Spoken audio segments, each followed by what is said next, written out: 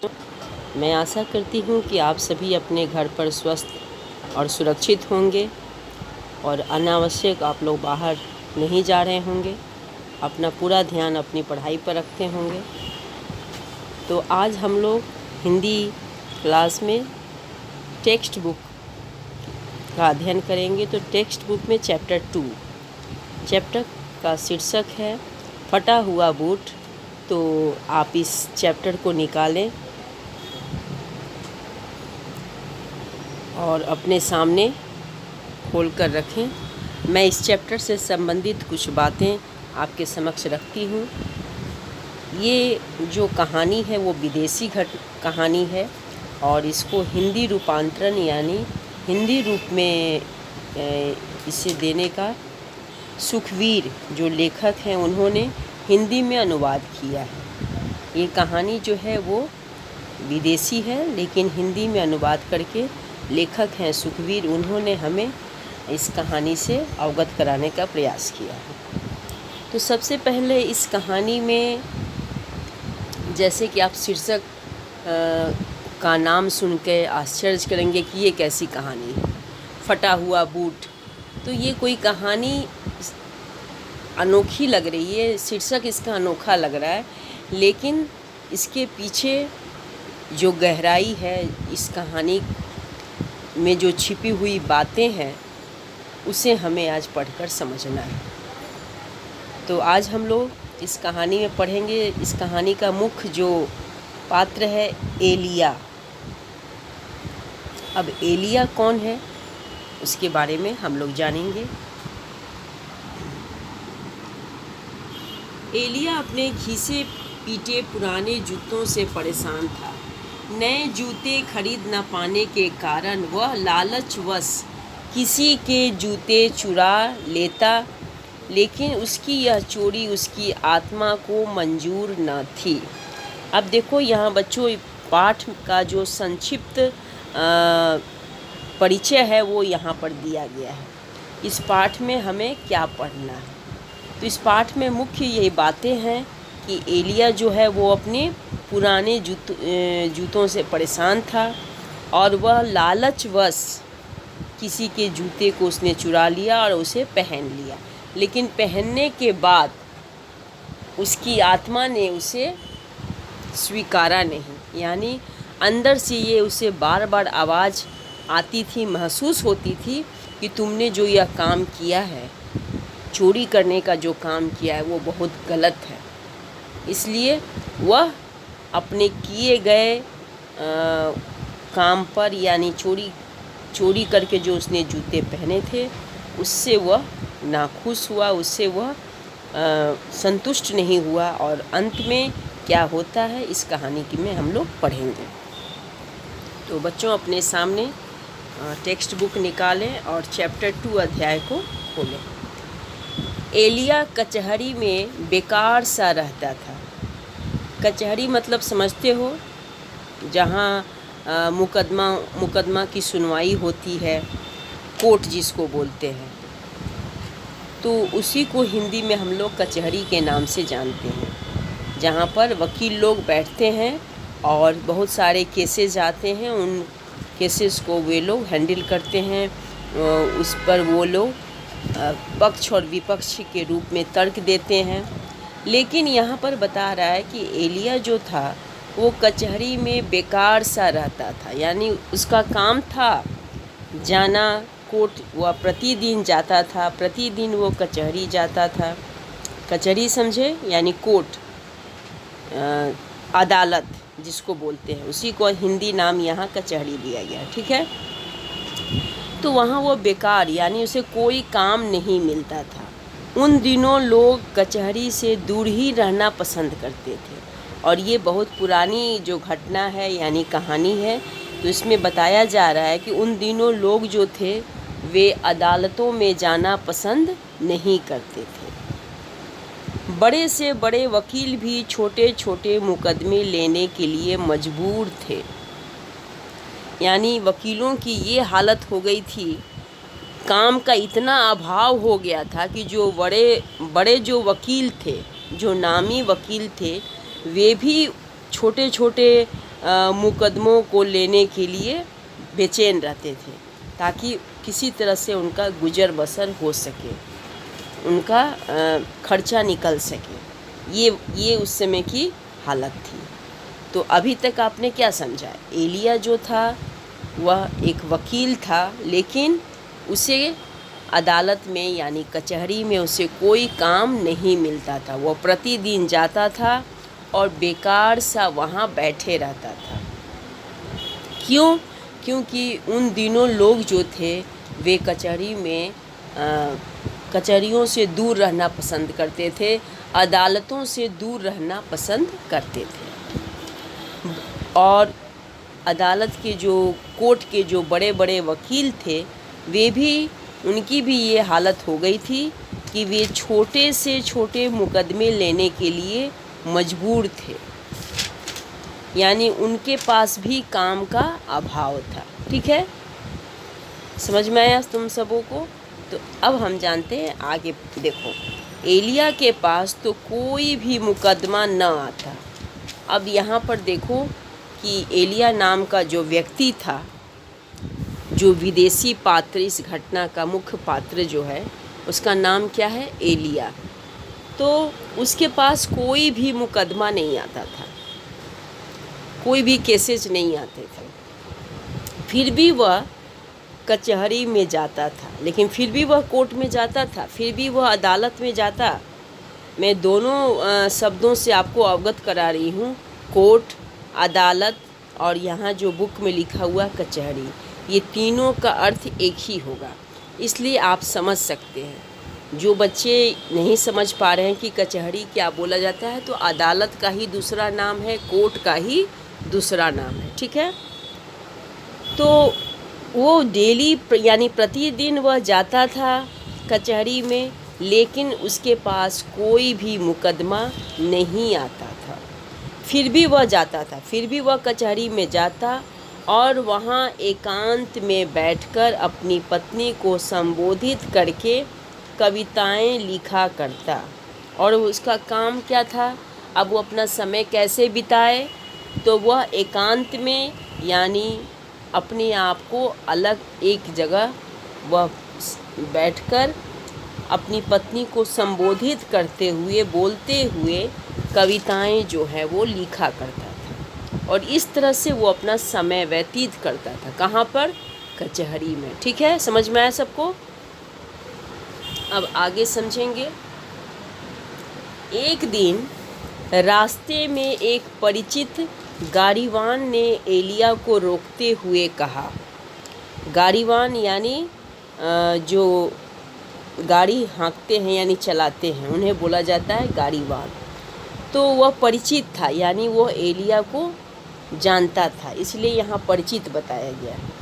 तो वह रोकते हुए कहा, यानी एलिया जो है वो रास्ते से गुजर रहा था और उधर से वह गाड़ीवान जो है वो आ रहा था। तो उसकी नज़र एलिया पे पड़ी, तो उसने रोकते हुए उससे कहा, मैं अभी अभी तेर्सनोवा से आ रहा हूँ।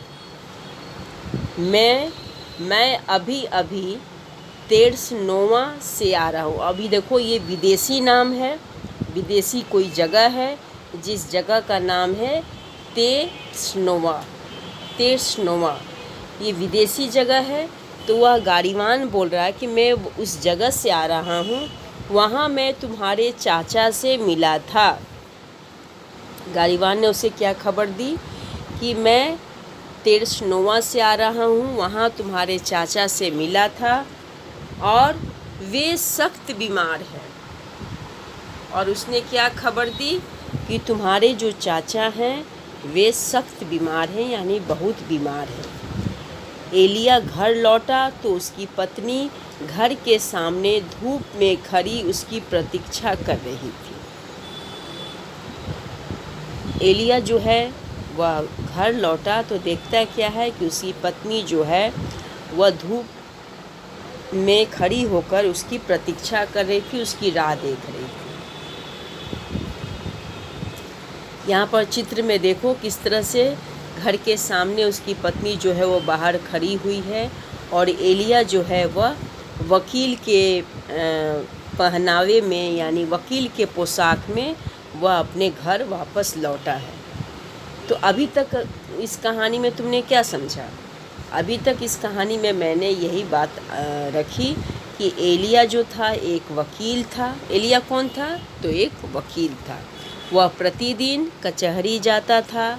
कचहरी मतलब अदालत, कोर्ट, ठीक है, जाता था, लेकिन उसे कोई भी मुकदमा नहीं मिलता था, कोई भी केसेज उसको हाथ में नहीं आता था। और वह हर दिन अपना समय जो है वो किस तरह से बिताता था? एकांत में बैठकर, यानी बिल्कुल अलग एक जगह वह अपने आप वह बैठता था, सबसे अलग होकर, और अपनी पत्नी को संबोधित करके कविताएं लिखा करता था। और इस तरह से वो जैसे लगता था कि अपनी पत्नी से बातें कर रहा हो, और उस तरह से वो कविताएं लिखकर अपने समय को व्यतीत करता था, यानी बिताता था। ठीक है।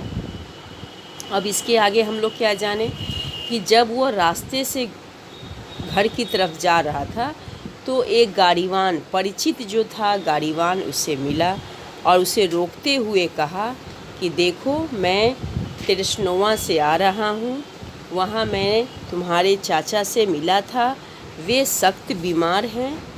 और ये खबर देने के बाद एलिया जो है वो अपने घर लौटा, यानी घर पहुँचा। तो पत्नी जो थी उसकी, वो घर के सामने धूप में खड़ी होकर उसकी राह देख रही थी, प्रतीक्षा कर रही थी या इंतज़ार कर रही थी। ठीक है।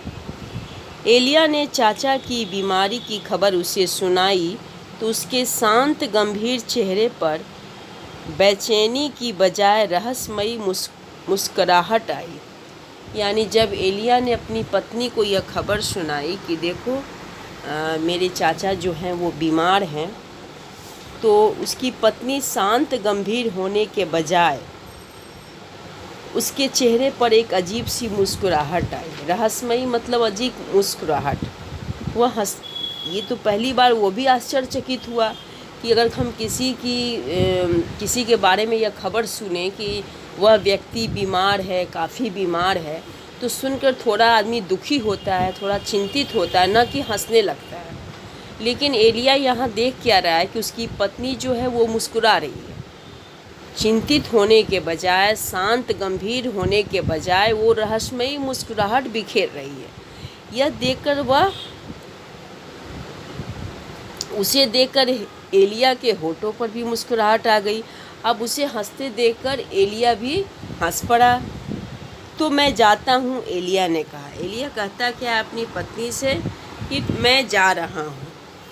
आगे वह कुछ न बोला, सिर्फ अपनी पत्नी से कहा कि मैं जाता हूँ। कहाँ जाता हूँ? तो तिरस्नोवा जाता हूँ। और इसके बाद वह कुछ बोला नहीं। पत्नी उसके मन की बात समझ गई। चाचा मरने पर अपनी सारी संपत्ति उसे दे जाने वाले थे। पत्नी समझ गई थी। पत्नी के मन में तो लालच था, जिस कारण उसके चेहरे पर मुस्कुराहट भी झलक रही थी। तो पत्नी ने समझा कि चाचा मरने के बाद तो अपनी सारी संपत्ति एलिया को ही देंगे, क्योंकि उनका एलिया के सिवा कोई नहीं है।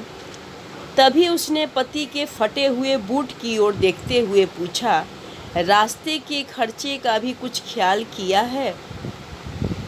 और इसके बाद उसकी पत्नी ने देखा कि उसके पति ने जो जूते पहने हैं, बूट मतलब जूते जो उसने पहने हैं वो कैसे हैं? वो फटे हुए हैं। और साथ ही साथ उसने कहा कि रास्ते के खर्चे का भी कुछ ख्याल किया है, यानी तुम जाओगे तो कुछ खर्चा भी तो लगेगा, जाने में भी तो कुछ पैसा लगेगा, तो वो भी कभी तुमने सोचा? कुछ तुम्हारे ये ख्याल में आया? इस बारे में कभी सोचा तुमने? ये बातें कौन कहा? एलिया की पत्नी ने कहा। और किससे कहा? एलिया से कहा। ठीक है। अब आगे देखो।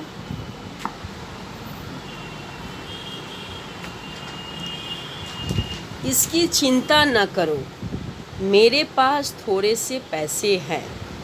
तब एलिया जवाब क्या देता है? इस बात की तुम चिंता न करो। मेरे पास थोड़े से पैसे हैं। एलिया अपने चाचा के शहर के लिए रवाना हो गया और एलिया जो है वो अपने चाचा के शहर यानी तिर्सनोवा जाने के लिए रवाना हो गया, चला गया। रास्ते में वह तेज़ी से चलता हुआ अपने फटे बूट के बारे में सोच रहा था कि वह उसे किसी न किसी तरह चाचा के घर तक पहुंचा दे तो बहुत अच्छा हो। यानी उसके पैरों के जूते जो थे वो उसकी हालत इतनी ख़राब थी कि वह मैंने चाचा से के बारे में सोचने से ज़्यादा वो अपने जूते के बारे में सोच रहा था कि कहीं कम मैं उनके घर तक पहुंच जाऊं सही सलामत, तब तक यह मेरा जो जूता है वह मेरे साथ दे, यानी मेरे साथ किसी तरह वहां तक पहुंचा दे, क्योंकि जूते की हालत जो थी वो काफ़ी दयनीय थी, काफ़ी ख़राब थी। इसलिए वह बार बार अपने जूते को देखकर चिंतित हो जा रहा था और मन ही मन वह सोचता था कि मैं किसी तरह वहाँ पहुँच जाऊँ और इसके बाद ही मेरे पैरों के जूते जो हैं वह भले मेरा साथ न दें। रात हुई तो ठंड बढ़ने लगी। एलिया को लगा कि उसके पांव ठंड को जैसे छूने लगे हों। उसने अपने खस्ता बूट की तरफ देखा जो अब मरम्मत करने के लायक भी नहीं रह गया था।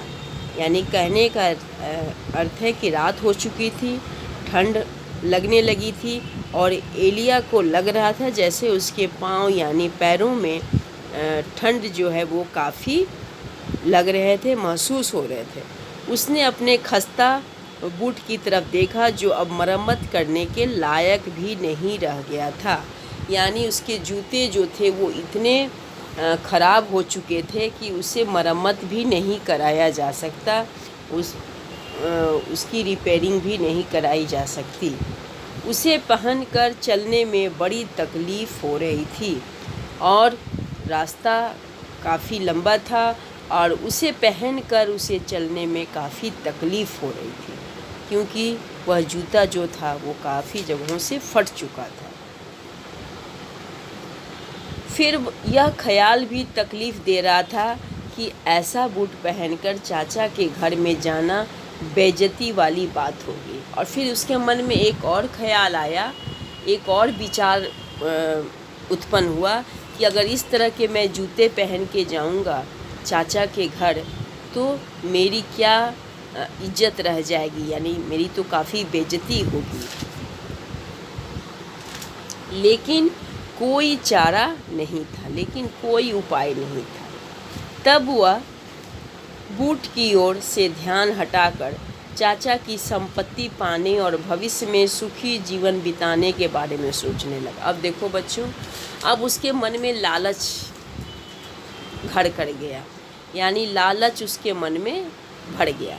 अब वो अपने जूते से ध्यान हटाकर चाचा की संपत्ति के बारे में सोचने लगा कि चाचा की जितनी संपत्ति है वह तो मेरे नाम ही होने वाली है, और इन्हीं ख्यालों में वह डूब गया। अब इन्हीं के बारे में वह सोचने लगा। एक गांव आने पर वह रात बिताने के लिए एक धर्मशाला में ठहरा। एक गांव चलते चलते उसे एक गांव में वह पहुंचा तो सोचा कि चलो रात यहीं इस गांव में बिता दो। तब उसने एक धर्मशाला में ठहरना उचित समझा, क्योंकि उसके पास पैसे कम थे और धर्मशाला में ठहरने के लिए किराए जो है वो कम देने पड़ते थे। देखो यहाँ लिखा भी है, कम किराए में उसे एक गंदी छोटी सी कोठरी मिली, क्योंकि उसके पास पैसे कम थे, जिस कारण उसे उस धर्मशाला में ठहरना पड़ा। क्योंकि वह धर्मशाला जो था वो काफ़ी गंदा था, कोठरी छोटी थी यानी कमरा छोटा था, जिस कारण उसके किराए कम लग रहे थे।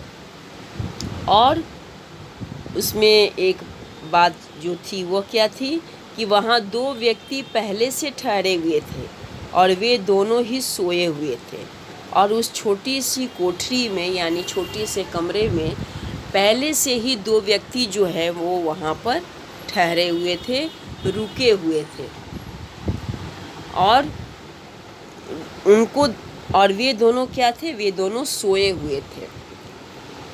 ठीक है, पहले से ही 2 व्यक्ति ठहरे हुए थे और वे दोनों सोए हुए थे। एलिया अपने उन्हीं कपड़ों में लेट गया, और एलिया जो कपड़ा पहना था वही कपड़े पहनकर वह लेट गया। ठीक है, लेकिन नींद नहीं आई। वह कपड़े पहनकर वो वैसे ही लेट गया, थका भी था, लेकिन उसे नींद नहीं आई। उसने अपने ख्यालों में संसार की सभी सड़कों पर और सभी घरों में अनगिनत बूट देखे। अब उसके सपनों में भी वह चारों तरफ वह जूते ही दिखाई दे रहे थे कि संसार की जितनी सड़कें हैं, सभी घरों यानी जितने घर हैं, उन सभी घरों में, सभी सड़कों पर उसे चारों तरफ जूते ही दिखाई दे रहे थे। फिर तो उसे हर जगह जूता ही दिखाई देने लगा।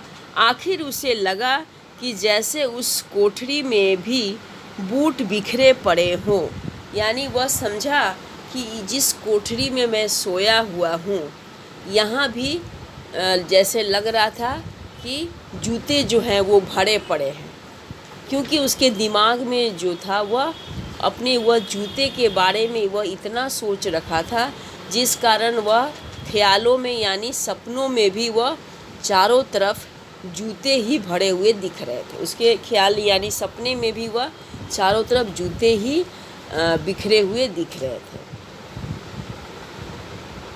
तभी वह अचानक उठ बैठा और सर्दी से कांपता हुआ नंगे पांव बड़ी नरमी से चलता हुआ अपने बगल वाले मुसाफिर की खटिया के पास गया। यानी वह अचानक से उठा और उठकर अपने उसके बगल में मुसाफिर जो था सोया हुआ था खटिया पर, तो वो धीरे पांव से यानी दबे पांव से वह चलता हुआ उस मुसाफिर की खटिया के पास गया। उसका एक बूट उसने पहना ही था कि उसके तपते हुए पांव में कोई चीज़ चुभी। यानी उस मुसाफिर का जूता उसने जैसे ही पहना तो उसे लगा कि उसके गर्म पांव में कोई चीज़, नुकीली चीज़ जो है वो चुभ गई हो। उसने तुरंत जूता उतार डाला। तभी कोठरी के बाहर से उसे स्पष्ट सी आवाज़ सुनाई दी, तो डर के मारे उसके पांव वहीं के वहीं जम गए। यानी उसे लगा कि कोई कोठरी के बाहर से कोई आवाज़ उसे सुनाई दी, तो वह आवाज़ सुनकर भयभीत हो गया, डर गया, और उसके पांव यानी पैर वहीं जम गए, यानी वह वहीं खड़े हो गए। वह स्तंभित हो गया, वो चकित हो गया और वह भयभीत भी हो गया। इस अध्याय में चारों तरफ जो देखते हो जूते को यहाँ पर बूट के रूप में लेखक ने जो शब्द दिया है, तो इसलिए क्योंकि यह विदेशी कहानी है और इस कहानी को उन्होंने हिंदी रूपांतरण दी है, जिस कारण ये शब्दों का उन्होंने प्रयोग किया है। लेकिन मैं तुम्हें इसी को जूते के रूप में मैं बोलकर तुम्हें समझा रही हूँ, ताकि तुम्हें समझने में कोई असुविधा न हो। ठीक है, तो वह जब उस आवाज़ को सुना कि कोठरी के बाहर से कोई आवाज़ आ रही है, तो उसके पांव जो थे वहीं जम गए, यानी वहीं खड़े हो गए। और उसी समय उसने अपनी आत्मा की फटकार सुनी कि वह पतन के रास्ते पर जा रहा है। यानी उसके अंदर से यह आवाज़ आई, आत्मा मतलब अंदर की आवाज़, कि तुम पतन मतलब कि तुम अब तुम्हारा जो स्तर है तो वह गिर गया है, तुम अब अपना अस्तित्व खो रहे हो, तुम अपनी पहचान खो रहे हो। क्यों? क्योंकि तुमने चोरी से, किसी के जूते जो है वो पहने हो।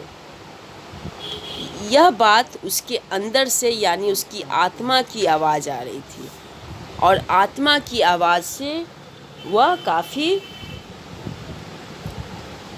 आत्मा की आवाज़ जो कि उसे फटकार रही थी, डांट रही थी कि तुम जो काम कर रहे हो वह गलत है, वह सही नहीं है, और यह तुम्हें गलत रास्ते पर ले जा रहा है यह कार्य।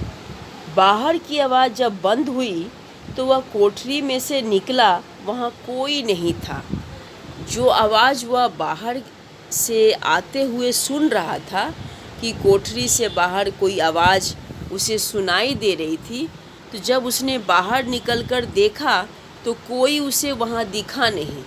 तो वह और आश्चर्यचकित हो गया कि फिर आवाज़ दे कौन रहा था, यानी यह आवाज़ किसकी थी जिसकी जो कि मुझे सुनाई दे रही थी, जो आवाज़ मैं सुन रहा था। एक तरफ लटकी हुई लालटेन मध्यम सी रोशनी कर रही थी, यानी उस कोठरी में एक लालटेन लटकी हुई थी और वह मध्यम मतलब मध्यम रोशनी बिखेर रही थी। मध्यम मतलब मध्यम, यानी न तेज न ज़्यादा, ठीक है। रोशनी बिखेर रही थी, प्रकाश दे रही थी। एलिया ने इधर उधर देखा तो पास ही बूटों का एक जोड़ा दिखाई दिया। अब देखा इधर उधर तो उसने उस प्रकाश में उसे 2 जूते दिखाई दिए, यानी एक जोड़ा जूता का दिखाई दिया। बस क्या था, उसी समय बिना कुछ सोचे बूट उठाकर अपने कोट में छिपा लिया। फिर एक नज़र वहाँ सोए पड़े चौकीदार की तरफ देखा। देखो यहाँ बच्चों चित्र में तुम देखो, यह चौकीदार जो है वो बैठे बैठे सोया हुआ है, और एलिया जो है वो अपने कोट के अंदर जूते को छिपा रहा है। यानी वह जूता उसका नहीं था, वह उस कोठरी से उठाकर, यानी कहो तो वह जूते को चुराया था, और चुराए हुए जूते को उसने अपने कोट में छिपाकर वहाँ से दबे पांव बाहर निकलने लगा। देखा पीछे घूमकर कि जो उस धर्मशाला का चौकीदार जो है वह नींद ले रहा है, यानी वह भी सोया हुआ है। उसने चुपके से फाटक खोलकर वह बाहर निकल गया। फाटक मतलब दरवाज़ा, ठीक है। तो वह चुपके से दरवाज़ा खोला और बाहर निकल गया। तो इस तरह से बच्चों आज मैंने इस कहानी में आपको अभी तक क्या बताने का प्रयास किया कि यह एक विदेशी कहानी है, और इसमें एलिया नाम का जो पात्र है या किरदार है वह एक वकील था, लेकिन उसकी हालत ऐसी थी कि वह अपना जीवन किसी तरह वह गुजार रहा था। उन दिनों कचहरी में यानी अदालत में कोई मुकदमा देना पसंद नहीं करते थे, लोग अदालतों से दूर रहना चाहते थे। तो इस तरह से वह अपना समय जो है वो ज़्यादातर कविताएं लिखकर एकांत में व्यतीत करता था। और जब उसने गारीवान से चाचा की खबर सुनी तो चाचा की तबीयत ख़राब होने की खबर सुनी, तो वह तृष्णोवा की तरफ रवाना हुआ, और वहाँ वह अपने फटे हुए जूते के साथ जा रहा था। लेकिन उसे बार बार कई बातें उसके मन में उठने लगी कि मैं अगर इस फटे हुए जूते के साथ अपने चाचा के घर गया तो मेरी बेइज्जती हो जाएगी, वे क्या समझेंगे। फिर उसके मन में ये भी बात उठी कि यह जूता जो है वो बिल्कुल ख़राब हो चुका है, तो इस जूते को मैं उतना यानी यह रास्ता दूर नहीं जा पाऊँगा, काफ़ी लंबा रास्ता है, तो ये जूता जो है वो वहाँ तक मुझे नहीं लेकर जा पाएगा। तो क्यों न मैं, इस तरह की कल्पनाएं उसके मन में उठ रही थी।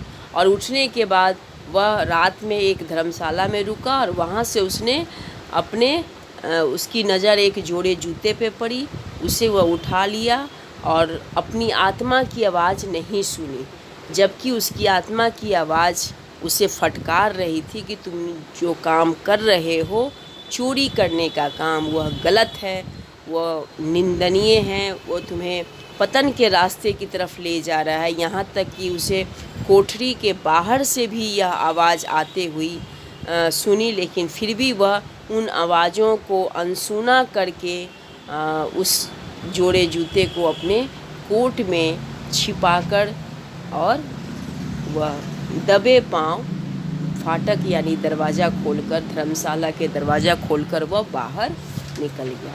तो इस तरह से मैं आज इस कहानी को आपके समक्ष अच्छी तरह से विस्तार पूर्वक समझाने का प्रयास की, ताकि आप इस कहानी को आसानी से समझ सकें। फिर भी आप इस चैप्टर को ज़रूर पढ़ेंगे तो और अच्छी तरह से समझ पाएंगे। तो मैं आशा करती हूँ बच्चों कि मैंने जो ये चैप्टर 2 फटे हुए बूट के बारे में जो मैंने कहानी आपके समक्ष रखी, तो आप इसे ज़रूर समझे होंगे।